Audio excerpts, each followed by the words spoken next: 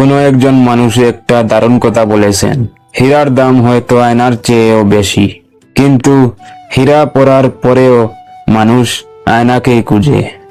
একটা শ্রমিক একদিন মাটি খুঁড়তে গিয়ে পেল এক চকচকে পাথর। ভাবলো, বাহ, সুন্দর তো।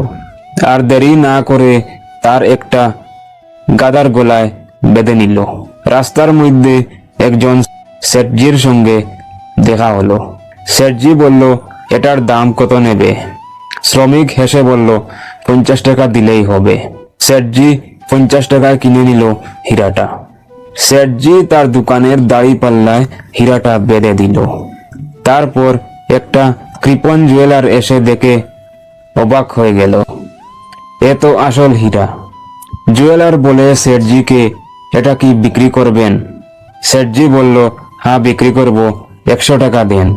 জুয়েলার বলল, না, 80 টাকা দেব। শেঠজি মানল না। তারপর জুয়েলার চলে গেল। তারপর আরেকজন জুয়েলারের গাড়ি শেঠজির দোকানের সামনে এসে নষ্ট হয়ে যায়। তারপর দোকানে এসে দেখে হীরা। শেঠজি 100 টাকায় বিক্রি করবেন বলে শোনা মাত্রই জুয়েলার কিনে ফেলল তাড়াতাড়ি। পরের দিন সেই কৃপণ জুয়েলার এসে বলল, তুমি কি জানো এটা লাখ টাকার হীরা ছিল? শেঠজি শান্তভাবে হাসলো, এই জানতেই তবুও তুমি 20 টাকার জন্য কাল পর্যন্ত অপেক্ষা করলে। তুমি দেরি করেছো আর সুযোগ চলে গেছে। এই গল্পটা শুধু হীরার নয়, এটা সময়ের মূল্য শিখায়।